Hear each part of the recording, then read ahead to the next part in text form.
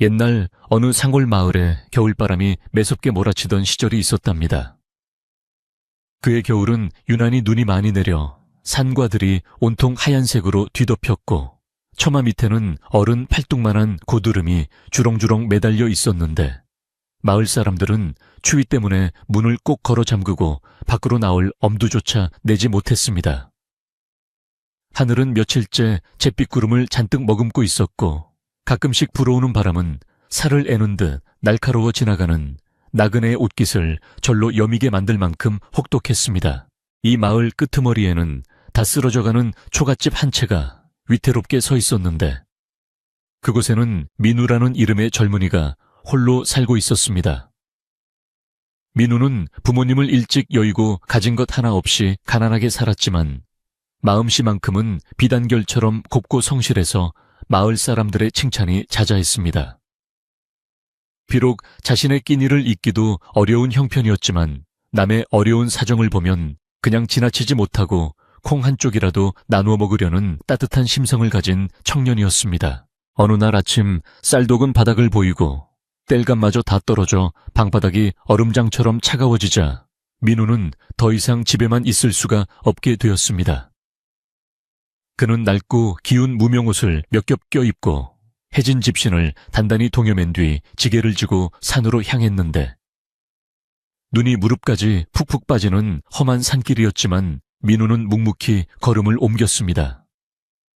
산속은 정막강산이라 들리는 것이라고는 자신의 거친 숨소리와 발 아래에서 뽀드득거리는 눈 밟는 소리뿐이었습니다. 한참을 올라가 앙상한 나뭇가지를 주워 모으던 민우는 손발이 꽁꽁 얼어 감각이 없을 지경이었지만 부지런히 움직여 지게 가득 나무를 채웠습니다. 이마에는 송글송글 땀방울이 맺혔다가 식어버리기를 반복했고 차가운 바람이 불 때마다 몸이 오들오들 떨렸지만 오늘 해가 지기 전까지 땔감을 구하지 못하면 얼어 죽을지도 모른다는 생각에 쉴 틈 없이 몸을 놀렸습니다. 어느덧 해가 뉘엿뉘엿 서산으로 넘어가려 하고 상의림자가 길게 드리워지자 민우는 서둘러 하산할 채비를 했습니다. 무거운 지게를 지고 조심스럽게 산비탈을 내려오던 민우의 눈에 저만치 앞 눈밭 위에 검은 물체 하나가 보였는데 처음에는 바위나 짐승인가 싶어 유심히 살펴보았습니다. 가까이 다가가 보니 그것은 사람이었고 헝클어진 흰 머리카락에 남루하기 짝이 없는 얇은 옷 한 벌만 걸친 꼬부랑 할머니가 눈 속에 쓰러져 있었습니다. 할머니는 추위와 배고픔에 지쳐 기진맥진한 상태였고 입술은 보랏빛으로 변해 가늘게 떨리고 있었습니다. 민우는 깜짝 놀라 지게를 내려놓을 새도 없이 할머니에게 달려가 온몸을 일으켜 세우며 괜찮으시냐고 다급하게 물었습니다. 할머니는 대답할 기운조차 없는지 희미하게 눈을 떴다가 다시 감으며 가쁜 숨만 몰아쉬고 있었는데 그 모습이 마치 꺼져가는 촛불 같아 민우의 가슴을 철렁하게 만들었습니다. 민우는 주저하지 않고 자신이 입고 있던 겉옷을 벗어 할머니의 어깨를 감싸드리고 품에 있던 미지근한 물통을 꺼내 마른 입술을 적셔드렸습니다. 자신도 추위에 떨고 있었지만 눈앞에 죽어가는 생명을 두고 볼 수 없었던 민우는 할머니의 차가운 손을 자신의 겨드랑이에 끼워 온기를 전하려 애썼습니다.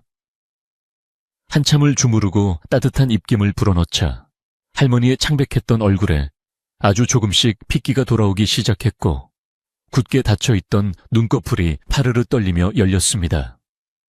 민우는 안도의 한숨을 내쉬며 할머니에게 정신이 좀 드시냐고 부드럽게 말을 건네며 안심시켜 드렸습니다. 할머니는 깊게 패인 주름 사이로 고마움과 미안함이 섞인 눈빛을 보내며 힘겹게 고개를 끄덕였는데 목소리가 나오지 않아 입만 벙긋거리셨습니다. 민우는 날이 어두워지면 기온이 더 떨어져 위험할 것이라 판단하고 할머니를 업고 마을로 내려가기로 결심했습니다. 그는 해놓은 나무지게를 덤불 속에 숨겨두고 등 굽은 할머니를 자신의 넓은 등에 업었는데 할머니의 몸은 깃털처럼 가벼워서 민우의 마음을 더욱 아프게 했습니다. 눈 덮인 산길을 누군가를 업고 내려가는 일은 결코 쉬운 일이 아니어서 민우는 몇 번이나 미끄러질 뻔했지만 그때마다 이를 악물고 버텼습니다. 자신의 등 뒤에서 느껴지는 할머니의 얕은 숨소리가 끊어지지 않도록 민우는 한 발 한 발 신중하게 내디디며 온 신경을 발끝에 집중했습니다. 차가운 눈바람이 얼굴을 때리고 다리의 감각이 없어져 갔지만 그는 오직 할머니를 살려야겠다는 생각 하나로 묵묵히 걸음을 옮겼습니다. 마침내 마을 입구가 보이는 큰 고개에 다다랐을 때 민우의 온몸은 땀과 눈으로 뒤범벅이 되어 있었고 숨은 턱 밑까지 차올랐습니다. 그때 등 뒤에서 할머니가 작은 목소리로 이제 그만 내려달라고 하시며 다 왔으니 되었다고 민우의 어깨를 톡톡 두드리셨습니다. 민우는 아직 마을까지는 조금 더 가야 한다며 따뜻한 아랫목에 모셔다 드리겠다고 했지만 할머니는 완강하게 고개를 저으시며 땅에 발을 디디셨습니다. 민우가 조심스럽게 할머니를 내려드리자 할머니는 굽은 허리를 펴고 민우의 얼굴을 지그시 바라보시더니 품속에서 무언가를 주섬주섬 찾으셨습니다.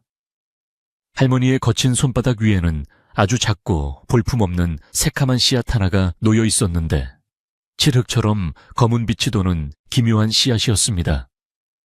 할머니는 그 씨앗을 민우의 손에 쥐어주시며 이 씨앗을 집 앞마당 가장 양지 바른 곳에 심고 정성껏 돌보라는 알 수 없는 말을 남기셨습니다. 민우가 그 씨앗이 무엇인지 물어보려고 고개를 들었을 때는 이미 할머니의 모습이 온데간데 없이 사라진 뒤였습니다.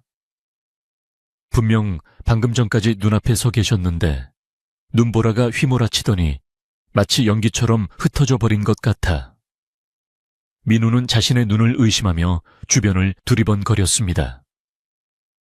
눈 위에는 할머니의 발자국조차 남아있지 않아 민우는 자신이 꿈을 꾼 것인가 싶어 멍하니 서 있다가 손바닥에 남겨진 차가운 씨앗을 보고서야 현실임을 깨달았습니다. 기이한 일이라고 생각하며 민우는 서둘러 산을 내려와 자신의 초라한 집으로 돌아왔는데 집안은 냉기로 가득 차 썰렁하기 그지없었습니다.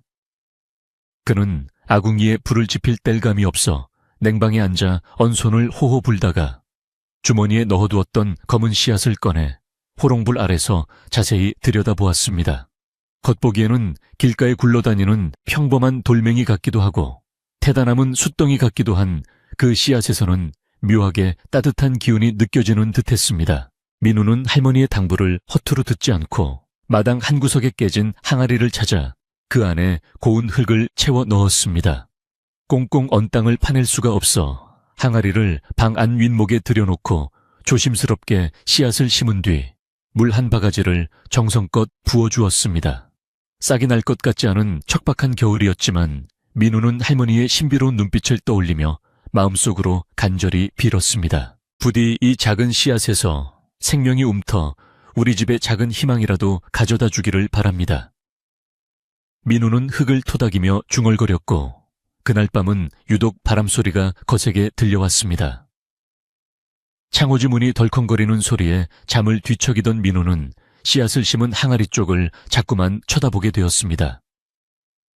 배가 고파 뱃속에서는 꼬르륵 소리가 요란하게 울렸지만 왠지 모르게 마음만은 든든해지는 기분이 들어 억지로 잠을 청했습니다. 다음 날 아침 눈을 뜬 민우는 믿을 수 없는 광경에 자신의 볼을 꼬집어 보아야만 했습니다.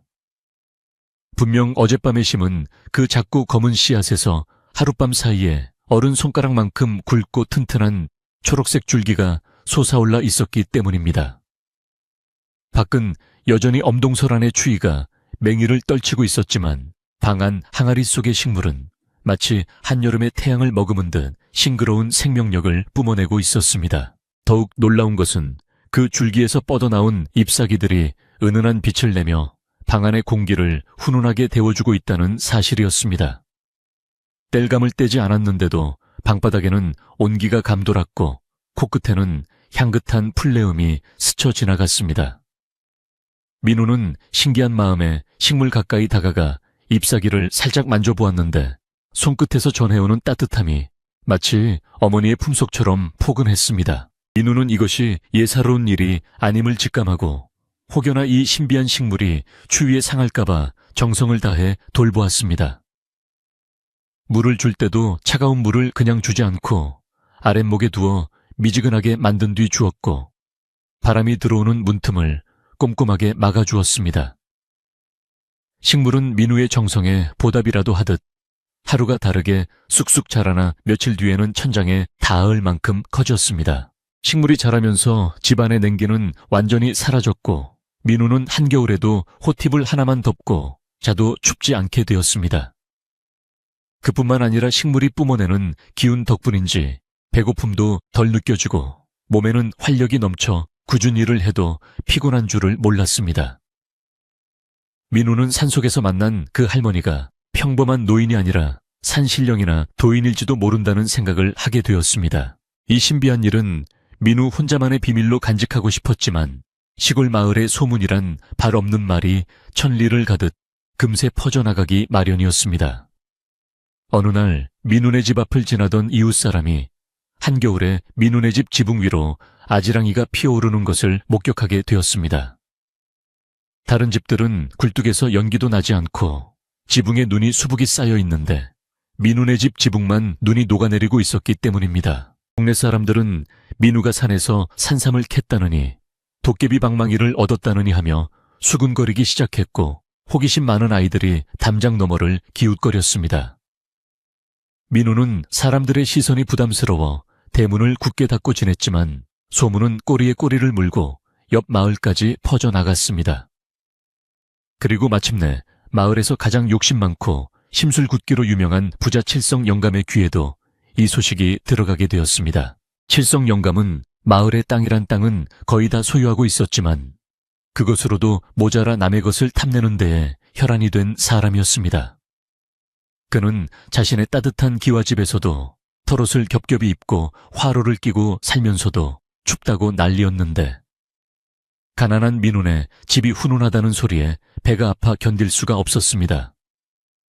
칠성 영감은 하인을 시켜 민우가 무엇을 숨기고 있는지 당장 알아오라고 호통을 쳤습니다. 민우는 다가올 소동을 짐작도 못한 채 오늘도 정성스럽게 나무 잎사귀를 닦아주고 물을 주며 행복한 미소를 짓고 있었습니다. 초록 잎사귀 사이로 어느새 자그마한 꽃봉오리가 맺히기 시작했는데 그 꽃봉오리는 황금빛을 머금은 채 신비로운 광채를 내뿜고 있었습니다. 민우는 그 꽃이 활짝 피어나면 또 어떤 기적 같은 일이 일어날지 가슴이 두근거려 잠을 이룰 수가 없었습니다. 민우의 방 안에서 자라나는 신비한 나무는 하루가 다르게 그 위용을 뽐내며 천장을 뚫을 기세로 뻗어나갔고 그 잎사귀 하나하나에서는 은은한 생명의 빛이 흘러나왔습니다. 밖에서는 여전히 매서운 칼바람이 불어와 나뭇가지를 세차게 흔들어대고 있었지만 민우의 집 안만큼은 봄날의 햇살이 비추는 듯 따스한 기운이 감돌아 마치 딴 세상에 온 것만 같았습니다. 민우는 아침마다 눈을 뜨면 밤새 더 자란 나무를 보며 감탄했고 그 푸른 잎을 닦아주는 것으로 하루를 시작했는데 그럴 때마다 나무는 기분 좋은 듯 잎사귀를 파르르 떨며 화답하는 것 같았습니다. 마을 사람들은 처음에는 민우의 집 지붕에만 눈이 쌓이지 않는 것을 보고 그저 신기하게만 여겼지만 점차 그 이유를 궁금해하며 수군거리기 시작했습니다. 땔감 하나 구하기 어려운 가난한 민우가 며칠째 산에 나무를 하러 가지도 않고 굴뚝에 연기도 나지 않는데 어떻게 저리도 편안하게 지낼 수 있는지 의문을 품는 사람들이 하나둘 늘어났습니다.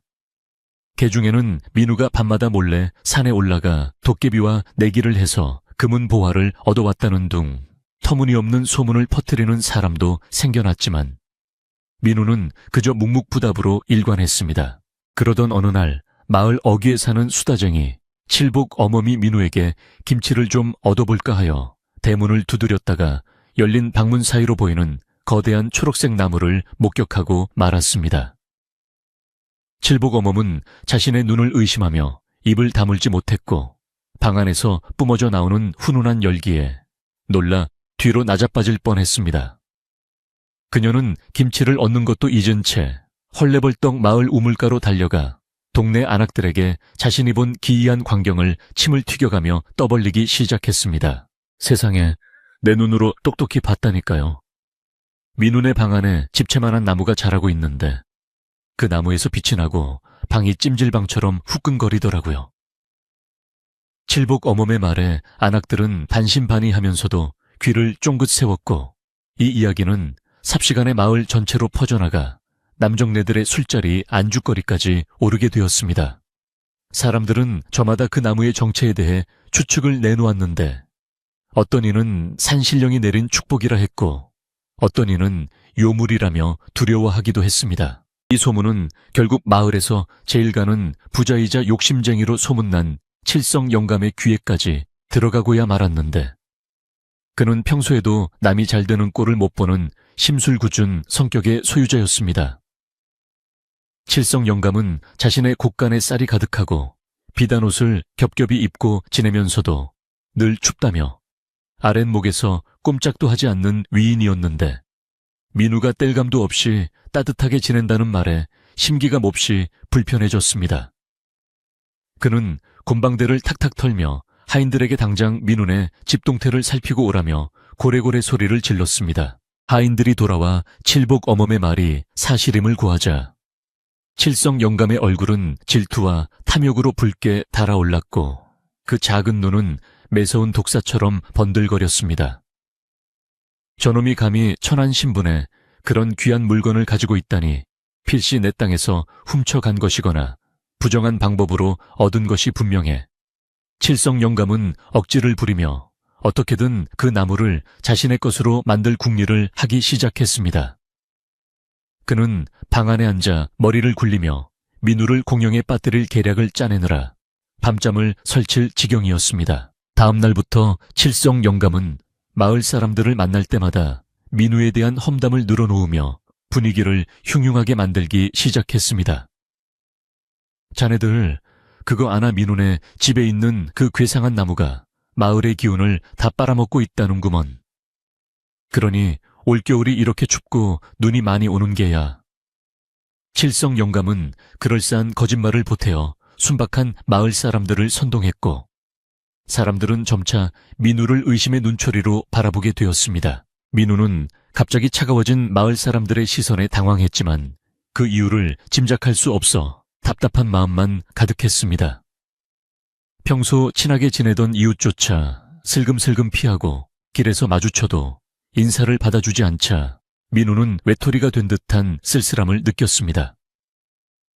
하지만 집으로 돌아와 싱그러운 나무를 마주하면 그 모든 시름이 눈 녹듯 사라지고 마음의 평화를 되찾을 수 있었습니다. 나무는 민우의 마음을 위로라도 하려는 듯 더욱 짙은 향기를 뿜어내며 가지를 민우 쪽으로 뻗어주었고, 잎사귀들은 부드럽게 흔들리며 춤을 추었습니다. 민우는 나무 밑둥에 앉아 네가 있어 참 다행이야. 세상 사람들이 뭐라 하든 나는 너를 지켜줄게 라고 속삭이며 나무를 쓰다듬었습니다. 그때 나무의 잎사귀 사이에서 작은 황금빛 열매들이 하나둘 맺히기 시작했는데, 그것은 마치 밤하늘의 별을 따다 놓은 듯 영롱하게 빛나고 있었습니다. 한편 칠성 영감은 소문만으로는 성에 차지 않아 직접 민운의 집을 찾아가 으름장을 놓기로 작정하고 건장한 하인들을 대동하여 나섰습니다.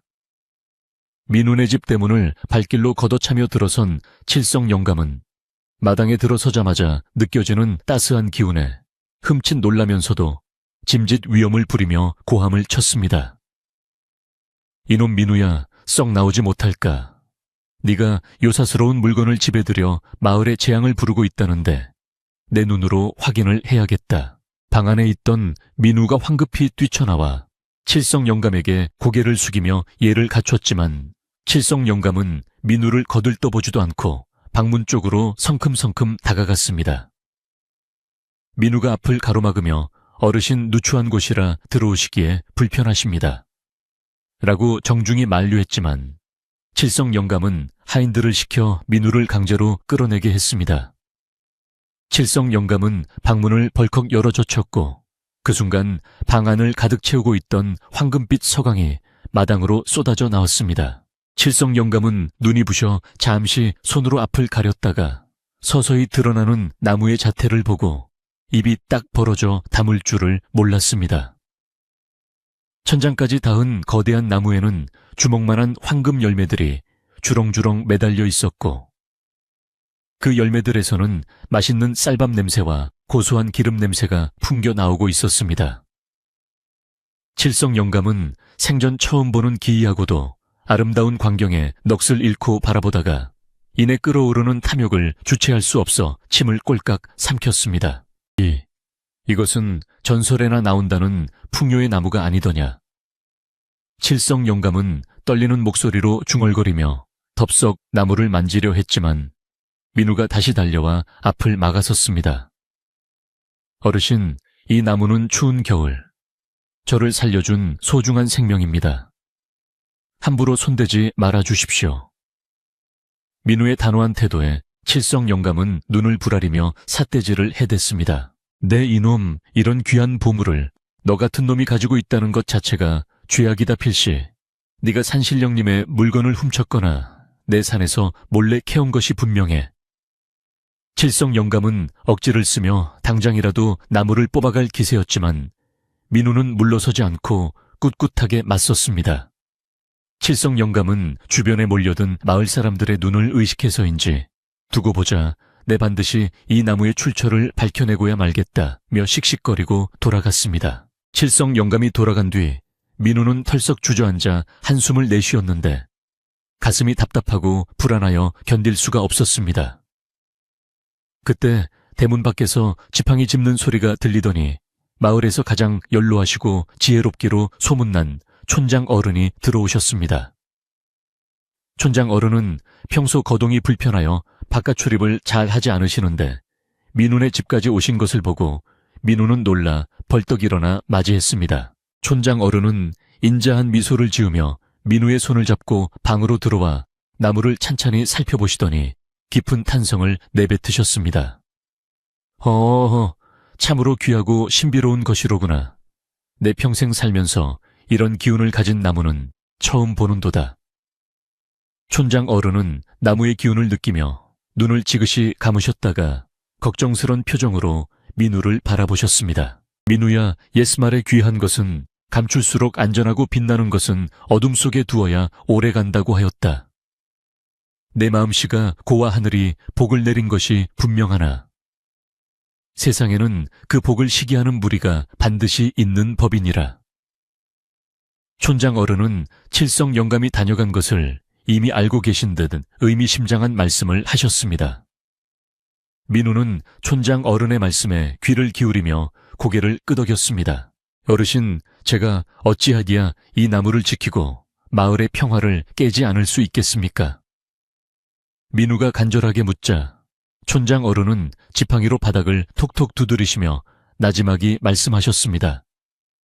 진심은 통하는 법이고 욕심은 스스로를 갉아먹는 법이다. 네가 욕심을 부리지 않고 지금처럼 순수한 마음을 지킨다면 나무도 너를 지켜줄 게다. 허나 칠성의 탐욕이 도를 넘어서고 있으니 단단히 대비를 해야 할 것이다. 촌장 어른은 품속에서 낡은 부적 같은 것을 꺼내 나무 기둥에 묶어주시며 이것이 작은 보호막이 되어줄 것이라고 하셨습니다. 그리고 돌아가시기 전 대문 앞에서 다시 한번 뒤를 돌아보시며 바람이 거셀수록 뿌리는 더 깊게 박아야 한다. 흔들리지 말거라 라는 말씀을 남기셨습니다. 민우는 멀어지는 촌장 어른의 뒷모습을 보며 마음을 다잡았습니다. 그날 밤 민우는 잠을 이루지 못하고 나무 곁을 지키며 앉아 있었는데 밖에서는 수상한 인기척이 느껴지기 시작했습니다. 담장 너머로 칠성 영감의 하인들이 기웃거리는 그림자가 비치기도 하고 돌멩이가 마당으로 날아들기도 했습니다.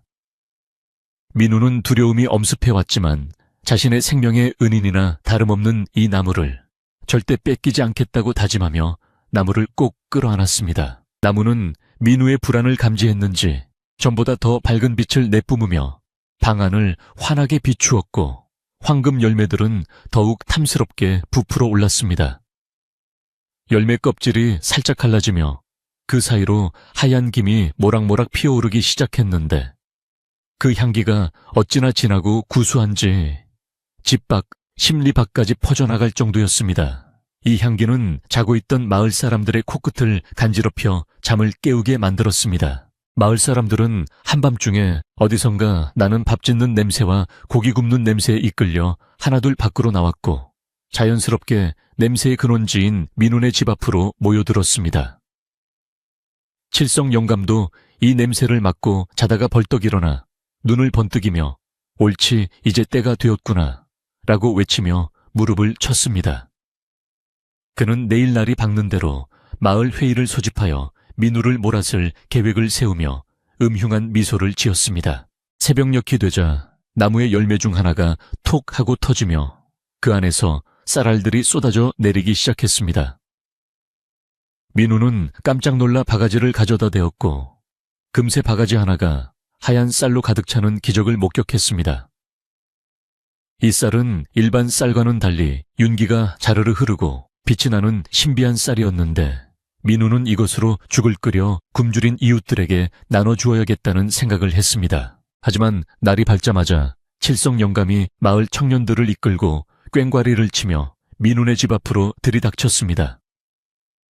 동네 사람들 다들 나와보시오.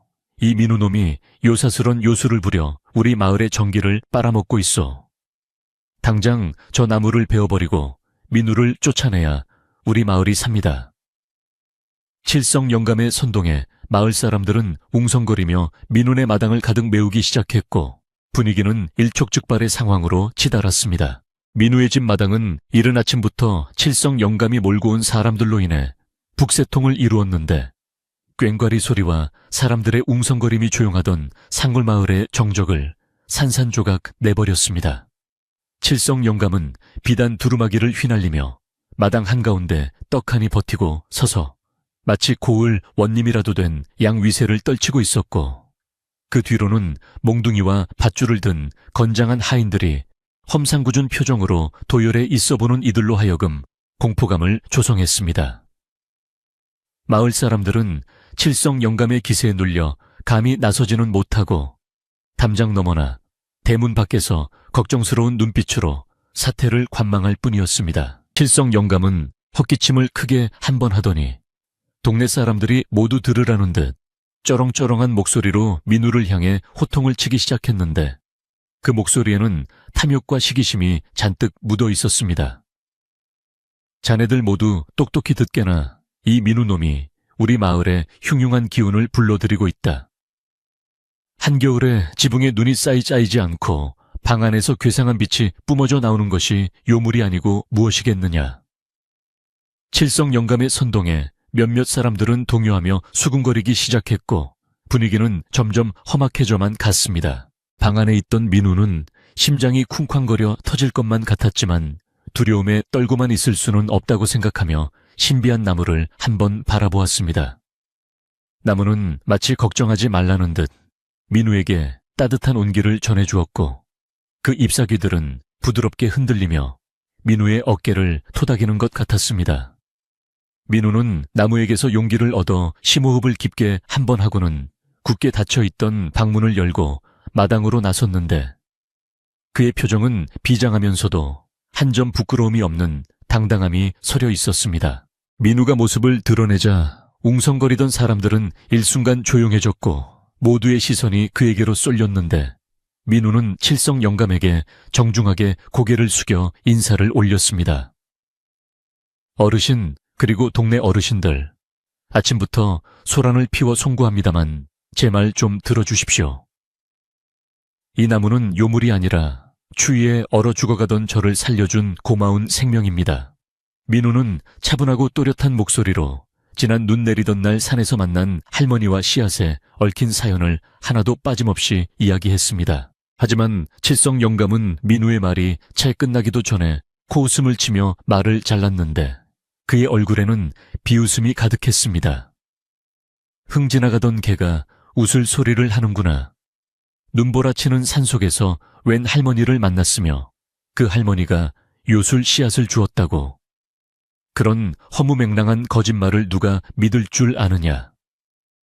칠성 영감은 민우를 사기꾼으로 몰아쓰며 더욱 거세게 몰아붙였고 마을 사람들도 반신반의하는 표정으로 서로의 얼굴만 쳐다볼 뿐이었습니다. 칠성 영감은 이 기세를 몰아 자신이 미리 준비해온 거짓 증거를 들이밀며 목소리를 높였는데 그 뻔뻔함이 하늘을 찌를 듯 했습니다.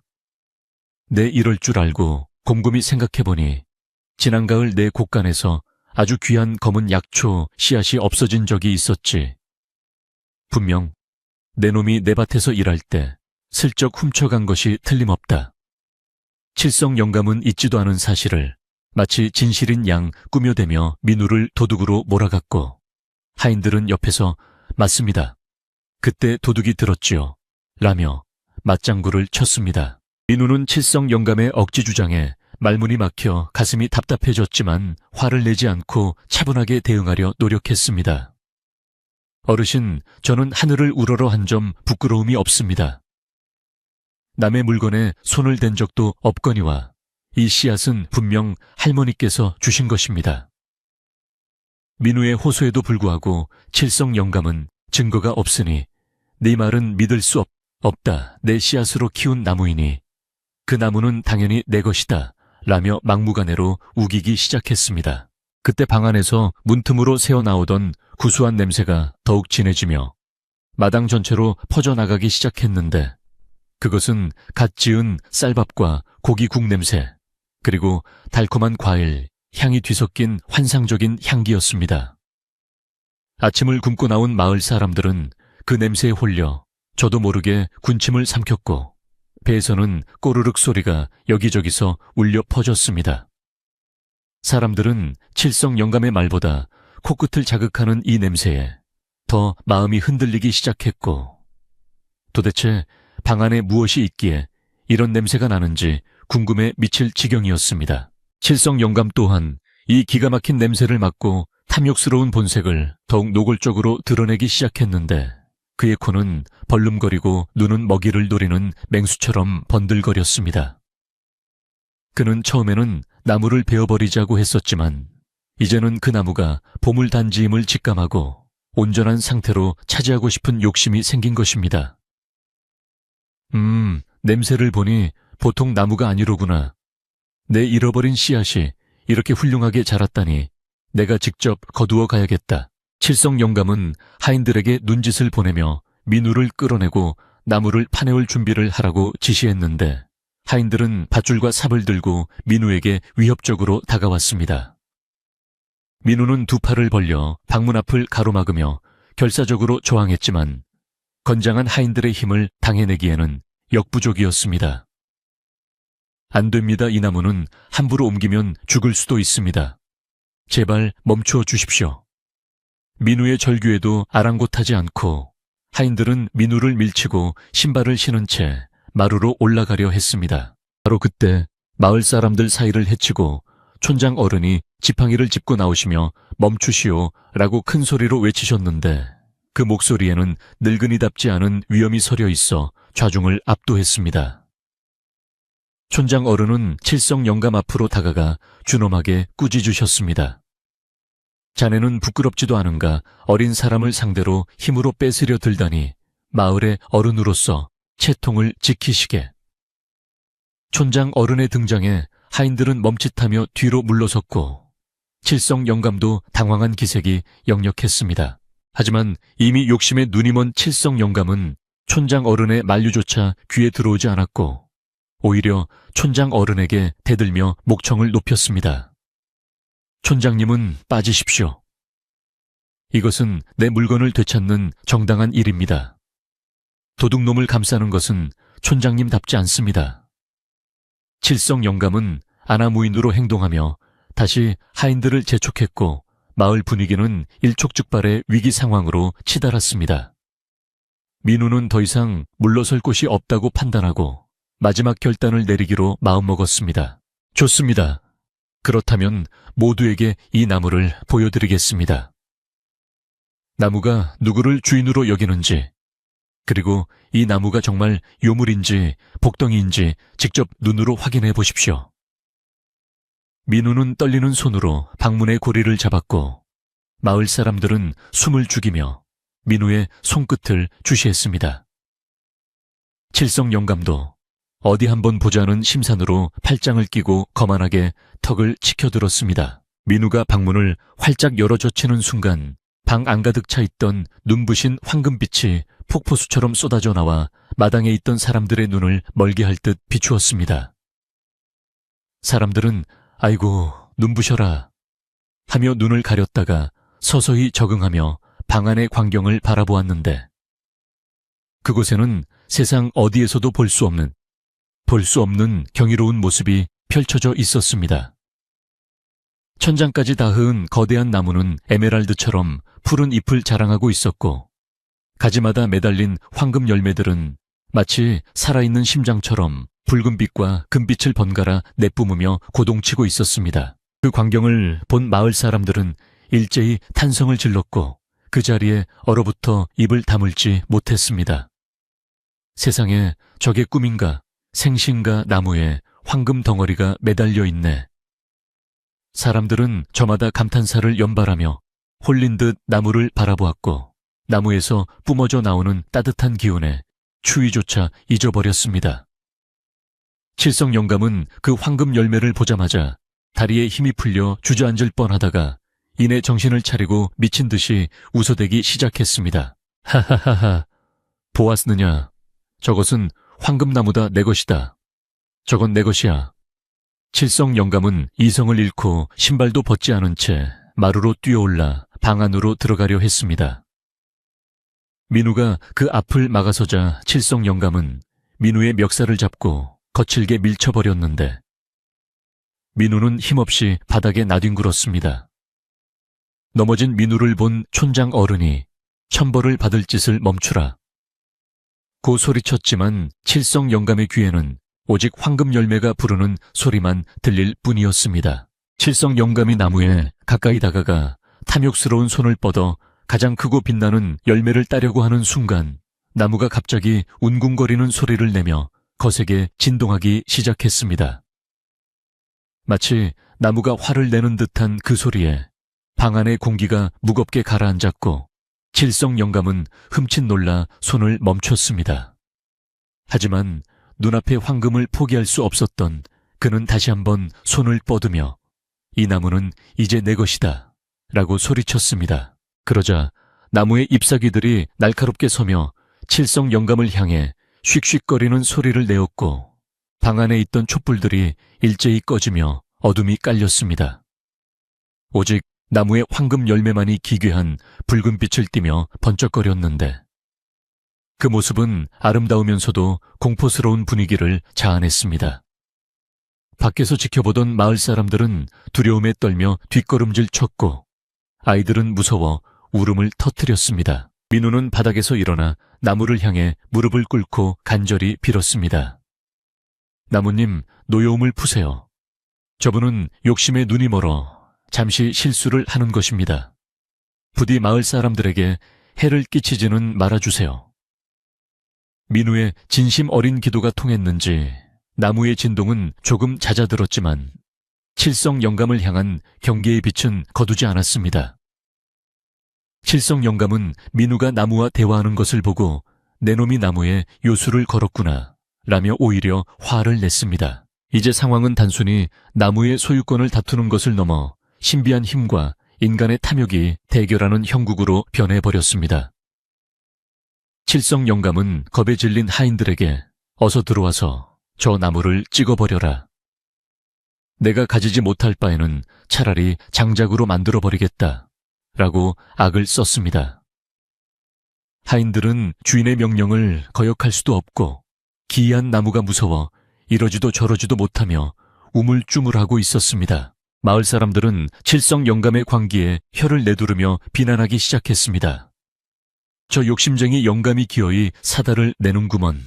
하늘이 무섭지도 않나 사람들의 원성이 높아지자 칠성 영감은 더욱 도끼가 올라 직접 도끼를 빼앗아 들고 나무를 향해 돌진하려 했습니다. 민우는 다시 한번 칠성 영감의 다리를 붙잡고 매달리며 눈물로 호소했습니다. 어르신, 제발 멈추십시오. 이 나무는 우리 마을 모두에게 복을 주러 온 것입니다. 어르신 혼자 독차지하려 하거나 해치려 한다면 큰 화를 입으실 겁니다. 민우의 애절한 만류에도 칠성 영감은 민우를 발로 차내며 도끼를 높이 치켜들었습니다.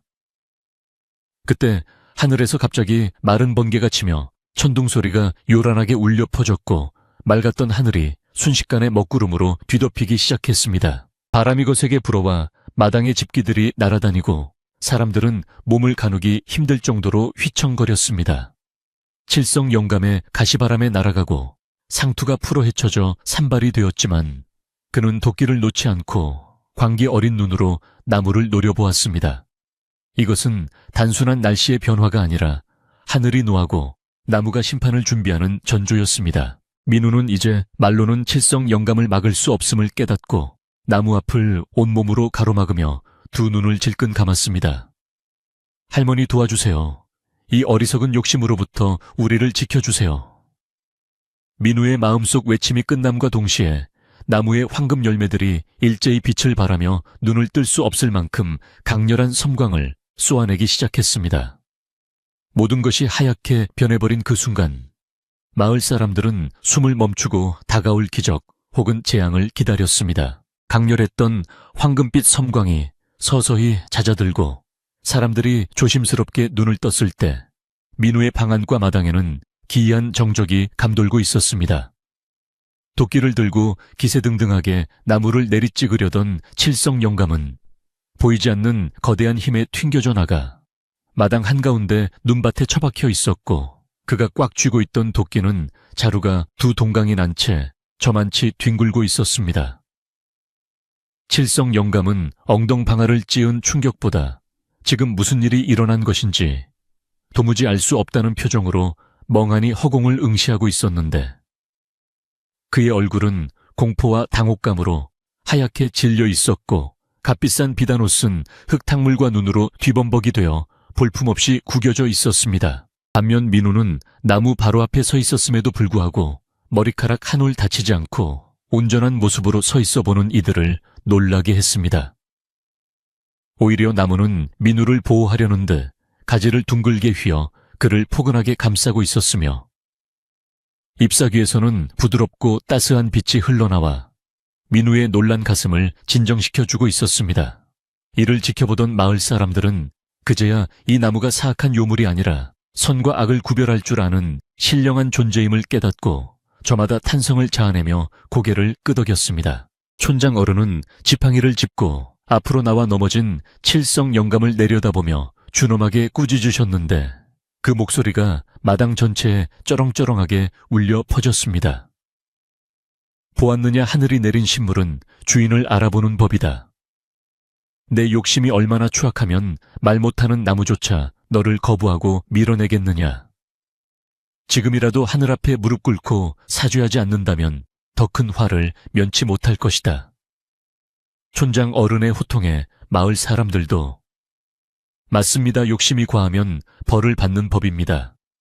라며 칠성 영감을 향해 비난의 목소리를 높이기 시작했습니다. 하지만 칠성 영감은 수치심과 분함에 몸을 부들부들 떨면서도 여전히 자신의 잘못을 인정하려 들지 않고 억지를 부렸습니다. 그는 하인들의 부축을 받아 힘겹게 일어나면서도 이것은 다 저놈이 부린 요술이다. 내 눈을 속일 수는 있어도 하늘을 속일 수는 없다. 라고 악을 쓰며 다시 한번 방 쪽으로 달려들려 했습니다. 그러나 그가 한 발짝 내딛기도 전에 방 안의 나무가 다시 한번 웅궁거리며 거센 바람을 일으켰고 그 바람은 마치 보이지 않는 벽처럼 칠성 영감의 접근을 완강하게 막아섰습니다. 그때 민우가 나무를 향해 조용히 손을 내밀자 맹렬하게 진동하던 나무가 거짓말처럼 차분해지며 가장 크고 빛나는 황금 열매 하나를 민우의 손바닥 위로 툭 떨어뜨려 주었습니다. 민우가 조심스럽게 그 열매를 받아들자 열매는 스스로 껍질을 벗으며 그 안에서 눈부시게 하얀 쌀알들이 폭포수처럼 쏟아져 나오기 시작했습니다. 그 쌀은 단순한 곡식이 아니라 굶주린 배를 채우고 병든 몸을 낫게 하는 신비한 기운을 담고 있었는데 마루 위로 넘쳐 흐른 쌀은 순식간에 마당까지 흘러내려 하얗게 쌓이기 시작했습니다. 마을 사람들은 눈앞에서 벌어지는 기적 같은 광경에 입을 다물지 못하고 저마다 앞으로 나와 쌀을 만져보며 감탄했습니다. 세상의 쌀에서 김이 모락모락 나고 따뜻한 온기가 느껴지네. 이건 정말 하늘이 주신 선물이야. 사람들은 민우의 착한 마음씨가 이런 복을 불러왔다며 그를 칭송하기 시작했고, 그동안 칠성 영감의 꼬임에 넘어가 민우를 의심했던 것을 미안해 하며 고개를 숙였습니다. 민우는 마을 사람들에게 따뜻한 미소를 지으며 이 쌀은 저 혼자만의 것이 아니라 우리 마을 모두의 것입니다 라고 말했습니다. 칠성 영감은 마당에 쌓인 쌀을 보고 다시금 욕심이 발동하여 체면도 잊은 채 쌀을 한 줌 쥐어보려 했습니다. 하지만 그가 쌀에 손을 대는 순간 하얗고 윤기 흐르던 쌀알들이 새카만 숯덩이로 변해버려 그의 손을 더럽히고 말았습니다. 칠성 영감은 깜짝 놀라 손을 털어내며 뒷걸음질 쳤는데 그 모습을 본 마을 사람들은 저것 봐라, 욕심쟁이 손에 닿으니 귀한 쌀이 재가 되어버리네 라며 그를 비웃고 조롱했습니다. 촌장 어른은 다시 한번 칠성 영감에게 다가가 이제 그만 포기하고 돌아가게. 자네의 탐욕이 이 맑은 기운을 더럽히고 있네. 더 망신을 당하기 전에 집으로 가서 자숙하게나 라고 점잖게 타이르셨습니다. 칠성 영감은 그제야 자신이 이길 수 없는 싸움임을 깨닫고 얼굴이 홍당무처럼 붉어져 고개를 들 수 없게 되었습니다. 그는 하인들에게 어서 가자, 재수가 없으려니 별꼴을 다 보겠네 라고 투덜거렸지만 그 목소리에는 이미 힘이 빠져 있었고 그는 도망치듯 대문 밖으로 사라졌습니다. 칠성 영감이 사라지자 민우네 집 마당에는 진정한 평화가 찾아왔고 먹구름이 물러간 하늘에서는 다시 따스한 햇살이 비치기 시작했습니다. 민우는 넘쳐나는 쌀을 보며 마을 사람들에게 제안했습니다. 어르신들 그리고 이웃 여러분, 날씨도 춥고 배도 고프실 텐데 이 쌀로 밥을 지어 다 같이 나눠 먹는 게 어떻겠습니까? 집에 있는 가마솥이란 가마솥은 다 가져와 주십시오. 민우의 제안에 마을 사람들은 환호성을 지르며 저마다 집으로 달려가 솥과 그릇을 챙겨오기 시작했습니다. 순식간에 민우네 마당은 마을 잔치판으로 변했고 사람들의 얼굴에는 웃음꽃이 활짝 피어났습니다. 남자들은 마당 한쪽에 돌을 꿰어 임시 아궁이를 만들고 장작을 패어 불을 지폈고 여자들은 우물에서 물을 길어와 쌀을 씻고 밥을 안치느라 분주하게 움직였습니다. 민우가 내놓은 쌀은 아무리 퍼내도 줄어들지 않고 계속해서 쏟아져 나와 마을 사람 전체가 배불리 먹고도 남을 만큼 풍족했습니다. 곧이어 가마솥에서 밥 끓는 냄새가 구수하게 퍼져나가자 마을 사람들은 군침을 삼키며 솥뚜껑 주위로 옹기종기 모여들었습니다. 밥이 다 되어 뚜껑을 열자 하얀 김과 함께 윤기가 자르르 흐르는 밥알들이 모습을 드러냈는데 그 향기만 맡아도 추위에 굳었던 몸이 사르르 녹아내리는 것 같았습니다. 민우는 가장 먼저 갓 지은 따뜻한 밥을 한 그릇 가득 퍼서 촌장 어른께 올렸고 촌장 어른은 흐뭇한 표정으로 밥을 받으셨습니다. 어허, 내 평생 이렇게 맛있는 밥 냄새는 처음 맡아보는구먼. 민우 자네 덕분에 우리 마을이 호강을 하게 생겼어. 촌장 어른의 덕담에 민우는 쑥스러운 듯 머리를 긁적이며 아닙니다. 다들 맛있게 드셔주시면 그것으로 족합니다 라고 대답했습니다. 마을 사람들은 둥그렇게 둘러앉아 김이 모락모락 나는 밥을 호호 불어가며 먹었는데 밥 한 숟가락이 입에 들어갈 때마다 감탄사가 절로 터져 나왔습니다. 어쩜 밥이 이렇게 달고 찰질 수가 있지. 반찬이 없어도 꿀맛이네 그려. 몸속 깊은 곳까지 뜨끈해지는 게 힘이 펄펄 솟는 것 같아. 사람들은 서로의 얼굴을 마주보며 웃고 떠들었고 그동안 쌓였던 오해와 갈등은 눈 녹듯 사라져버렸습니다. 칠복 어멈도 밥그릇을 싹싹 비우며 민우 총각, 내가 괜한 소문을 내서 미안해. 내 입이 방정이지 라며 사과를 했고 민우는 웃으며 괜찮다고 손사래를 쳤습니다. 이 신비한 쌀밥을 먹은 사람들에게는 놀라운 변화가 생기기 시작했는데 굽은 허리가 펴지는 노인도 있었고 기침을 달고 살던 아이가 씻은 듯이 낫기도 했습니다. 사람들은 이 모든 것이 민우가 가진 착한 마음과 나무의 신비한 힘 덕분이라 믿으며 민우를 진심으로 존경하게 되었습니다. 민우네 집 마당은 단순히 밥을 먹는 곳이 아니라 마을 사람들의 마음이 하나로 모이는 화합의 장이 되었습니다. 해 질 무렵이 되자 배불리 먹은 사람들은 남은 쌀을 집집마다 나누어 가져가기 위해 줄을 섰습니다. 민우는 누구 하나 빠짐없이 골고루 쌀을 나누어 주었고, 특히 형편이 어려운 집에는 더 많은 쌀과 나무에서 나온 비단을 챙겨 주었습니다. 사람들은 쌀자루를 어깨에 메고 돌아가며 민우 복 많이 받게, 고맙네 정말 고마워 라고 인사를 건넸고, 민우는 대문 앞에서 허리 숙여 배웅했습니다. 마지막으로 촌장 어른이 돌아가시며 민우의 손을 꼭 잡고 말씀하셨습니다. 자네가 오늘 우리 마을을 살렸네. 추운 겨울을 이겨낼 양식뿐만 아니라 얼어붙은 사람들의 마음까지 녹여주었어. 자네야말로 진정한 우리 마을의 보물일세. 촌장 어른의 따뜻한 칭찬에 민우의 눈시울이 붉어졌고, 그는 촌장 어른이 보이지 않을 때까지 대문 밖에서 서 있었습니다. 사람들이 모두 돌아가고 텅 빈 마당에는 아궁이의 잔불만이 붉게 타오르고 있었고, 저녁놀이 붉게 물든 하늘 아래 민우네 집은 평화로운 정막에 잠겼습니다. 민우는 마당에 떨어진 밥풀 하나까지 소중하게 주워 모으며 오늘 있었던 일들을 되새겨 보았습니다. 아침까지만 해도 억울하고 무서웠던 감정은 온데간데 없고, 가슴속에는 뿌듯함과 감사함만이 가득 채워져 있었습니다. 방으로 들어온 민우는 나무 앞에 앉아 조용히 말을 건넸습니다.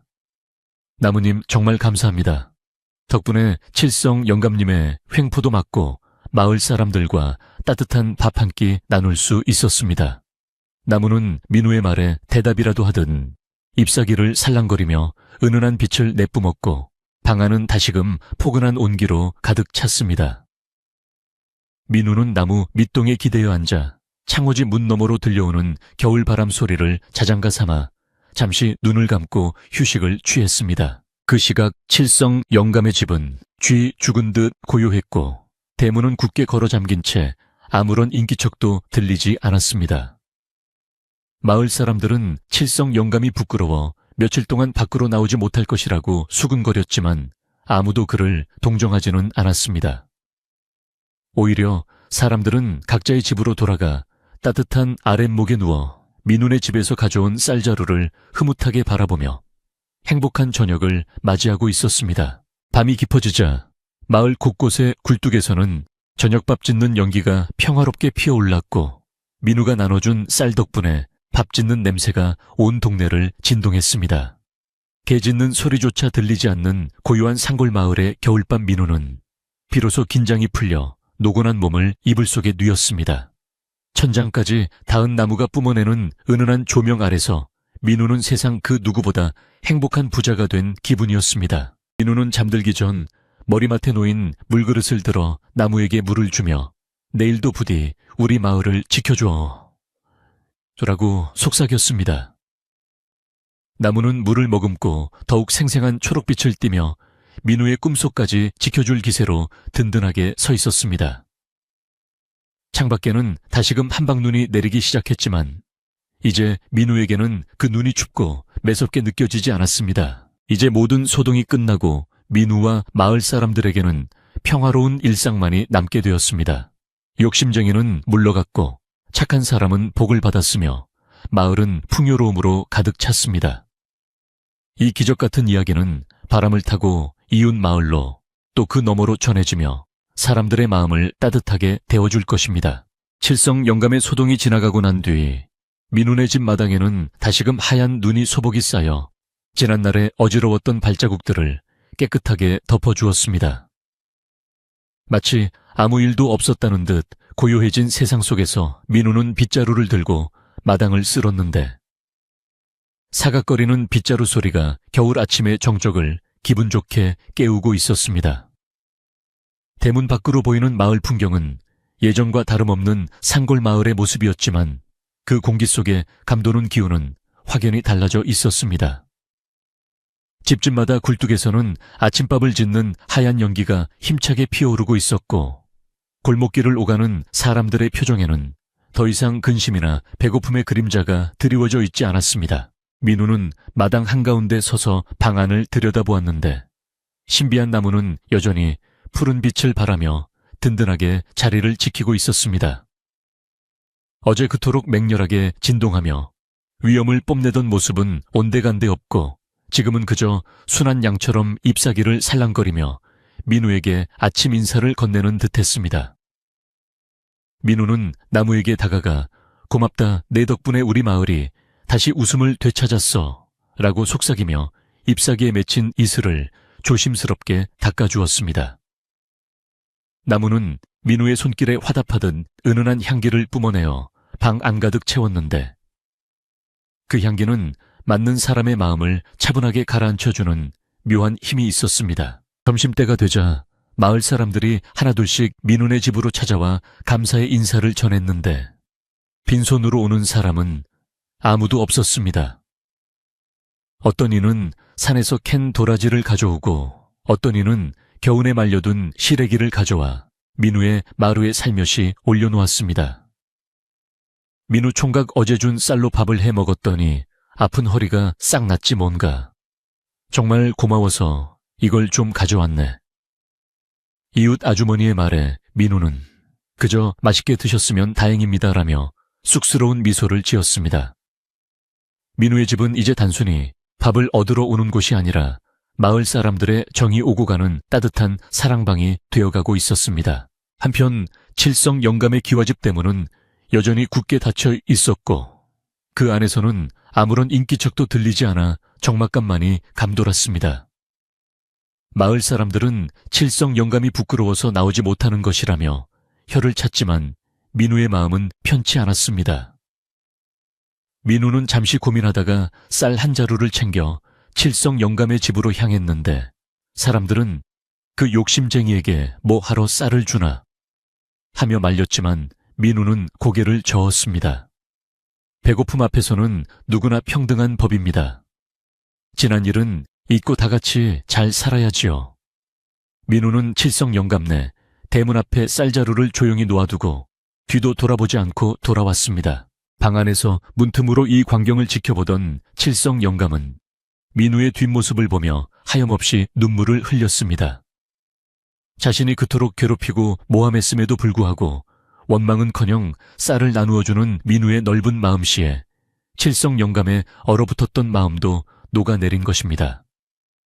그는 자신의 탐욕이 얼마나 부질없는 것이었는지를 뼈저리게 깨달으며 쌀자루를 끌어안고 펑펑 울었습니다. 그날 이후 칠성 영감은 곳간 문을 열어 마을의 어려운 이웃들을 돕기 시작했고 비록 밖으로 잘 나오지는 않았지만 예전의 심술궂은 모습은 찾아볼 수 없게 되었습니다. 시간이 흘러 겨울이 깊어갈수록 민우네 집 나무의 효험은 더욱 빛을 발하여 마을 전체를 포근하게 감싸 안았습니다. 유난히 눈보라가 심한 날에도 민우네 집 근처에만 가면 바람이 잦아들고 훈훈한 기운이 느껴져 마을 사람들은 추위를 피해 민우네 마당으로 모여들었습니다. 아이들은 나무 아래서 팽이치기를 하고 어른들은 멍석을 깔고 앉아 새끼를 꼬며 도란도란 이야기를 나누었습니다. 민우의 집은 마을 회관이자 쉼터가 되었고 사람들은 이곳에서 서로의 안부를 묻고 정을 나누며 긴 겨울을 지루하지 않게 보낼 수 있었습니다. 정월 대보름이 다가오자 촌장 어른은 민우에게 마을 잔치를 열자고 제안하셨고 민우는 기꺼이 승낙했습니다. 보름달이 휘영청 밝게 떠오른 밤 마을 사람들은 민우네 마당에 모여 거대한 달집을 태우며 소원을 빌었습니다. 나무에서 나온 쌀로 지은 오곡밥과 갖가지 나물 반찬이 한 상 가득 차려졌고 사람들은 풍물패의 장단에 맞춰 덩실덩실 춤을 추었습니다. 얼씨구 좋다. 올해도 풍년이 들겠네. 사람들의 흥겨운 노랫소리가 밤하늘 높이 울려 퍼졌고 민우는 그 모습을 바라보며 가슴 벅찬 행복을 느꼈습니다. 잔치가 무르익을 무렵 촌장 어른은 민우를 사람들 앞으로 불러내어 그의 손을 높이 치켜들었습니다. 이 젊은이가 우리 마을에 복을 가져왔네. 그의 착한 마음이 씨앗을 틔우고 나무를 키워 우리 모두를 살렸어.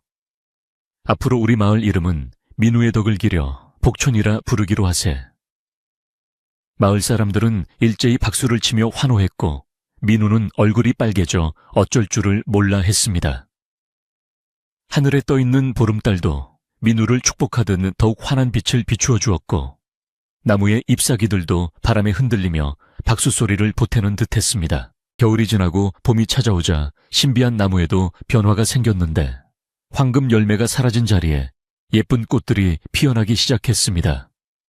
그 꽃에서는 은은한 향기가 퍼져나와 벌과 나비들을 불러 모았고 마을의 과수원과 논밭에도 풍요로운 기운을 전해주었습니다. 민우가 나무에게 정성을 쏟는 만큼 마을의 농사도 잘 되어 그해 가을에는 유례없는 대풍년이 들었습니다. 사람들은 민우의 나무가 마을의 수호신이라 믿으며 소중하게 아끼고 보호했고 그 덕분에 마을은 인심 좋고 살기 좋은 곳으로 소문이 자자해졌습니다.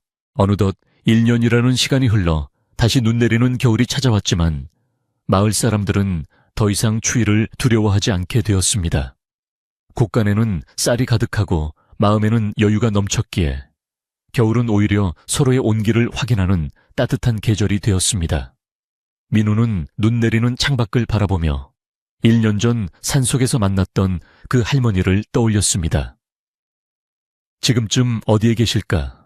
혹시 또 다른 누군가에게 기적을 선물하고 계시지는 않을까 생각하며 민우는 밤하늘을 향해 감사의 기도를 올렸습니다. 민우는 따뜻한 털옷을 챙겨 입고 지게에 장작을 조금 실은 뒤 할머니를 처음 만났던 그 고개로 올라가 보았습니다. 눈 덮인 산길은 여전히 고요하고 아름다웠지만 민우의 발걸음은 1년 전보다 훨씬 가볍고 힘찼습니다. 할머니가 쓰러져 계셨던 자리에 도착한 민우는 가져온 장작을 내려놓고 정성스럽게 돌탑을 쌓으며 마음속으로 말을 건넸습니다. 할머니 주신 은혜 잊지 않고 평생 베풀며 살겠습니다. 부디 건강하게 지내십시오. 바람이 휙 불어와 민우의 볼을 스치고 지나갔는데 마치 할머니가 그래 잘하고 있다 라며 머리를 쓰다듬어 주는 것만 같았습니다. 산을 내려온 민우는 마을 어귀에서 놀고 있던 아이들을 만나 군밤을 나눠주며 집으로 돌아왔습니다. 저녁이 되자 이웃집 친구들이 찾아와 민우의 따뜻한 아랫목에 둘러 앉았는데 방 안은 화로의 온기로 훈훈했습니다. 친구들은 화로에 고구마와 밤을 구워 먹으며 옛 이야기를 나누었고 민우는 친구들의 이야기에 귀를 기울이며 미소를 지었습니다. 타닥타닥 장작 타는 소리와 친구들의 웃음소리가 어우러져 방 안은 더없이 평화롭고 아늑한 분위기로 가득 찼습니다. 그나저나 민우야, 너는 장가 안 가냐? 윗마을 김진사 댁따님이 너를 눈여겨본다던데. 친구의 짓궂은 농담의 민우는 에이, 나 같은 촌놈에게 무슨 이라며 손사래를 쳤지만 얼굴에는 수줍은 미소가 번졌습니다. 친구들은 우리 마을 최고 부자이자 최고 신랑감인데 누가 마다하겠어 라며 민우를 추어올렸고 방 안은 다시금 웃음바다가 되었습니다. 민우는 지금 이 순간이 영원히 지속되었으면 좋겠다고 생각하며 창호지 문에 비친 친구들의 그림자를 따뜻한 눈길로 바라보았습니다. 밤이 깊어지자 친구들은 하나둘 집으로 돌아갔고 민우는 혼자 남아 잠자리를 펴고 누웠습니다. 천장까지 닿은 나무는 밤이 되자 빛을 줄여 민우가 편안하게 잠들 수 있도록 조명을 낮추어 주었고 잎사귀 흔들리는 소리는 마치 자장가처럼 들려왔습니다. 민우는 이불을 턱 밑까지 끌어당기며 오늘 하루도 무사히 보낼 수 있었음에 감사했습니다. 밖에는 하얀 눈이 소리 없이 내리고 있었지만 민우의 방 안은 세상 그 어느 곳보다 따뜻하고 안전했습니다. 민우는 눈을 감고 지난 1년간의 일들을 주마등처럼 스쳐보내며 깊은 생각에 잠겼습니다. 작은 씨앗 하나가 가져온 기적은 단순히 쌀과 풍요만이 아니었습니다. 그것은 사람들의 얼어붙은 마음을 녹이고 서로를 믿고 의지하게 만드는 사랑의 힘이었습니다. 민우는 앞으로도 이 나무를 잘 지키고 가꾸어 마을 사람들과 오래오래 행복하게 살아가리라 다짐했습니다. 그리고 언젠가 다시 할머니를 만나게 된다면 그때는 더 맛있는 밥을 대접해드리겠다고 약속했습니다. 어느새 민우의 숨소리가 고르게 바뀌고 그는 깊은 잠에 빠져들었습니다. 꿈속에서 민우는 할머니와 함께 따뜻한 봄날의 꽃밭을 거니는 꿈을 꾸고 있었을지도 모릅니다. 방 안의 나무는 잠든 민우를 지키듯 가지를 살며시 내려 그의 이마를 어루만져 주었고, 황금빛 기운은 방 안을 넘어 마을 전체로 퍼져나가 잠든 사람들의 꿈속까지 행복으로 채워주었습니다. 착한 마음씨를 가진 사람은 언제나 하늘이 돕고 복을 받는다는 예시하기는 이렇게 따뜻한 겨울밤의 전설이 되어 길이길이 전해지게 되었습니다. 이제 여러분도 편안한 마음으로 눈을 감아보세요. 민우네 집 따뜻한 아랫목에 누워있다고 상상하며 나무가 들려주는 자장가 소리에 귀를 기울여 보세요. 밖에서 들려오는 바람 소리는 오히려 이불 속의 포근함을 더해주고, 나무의 은은한 향기는 여러분을 깊고 달콤한 꿈나라로 인도해 줄 것입니다.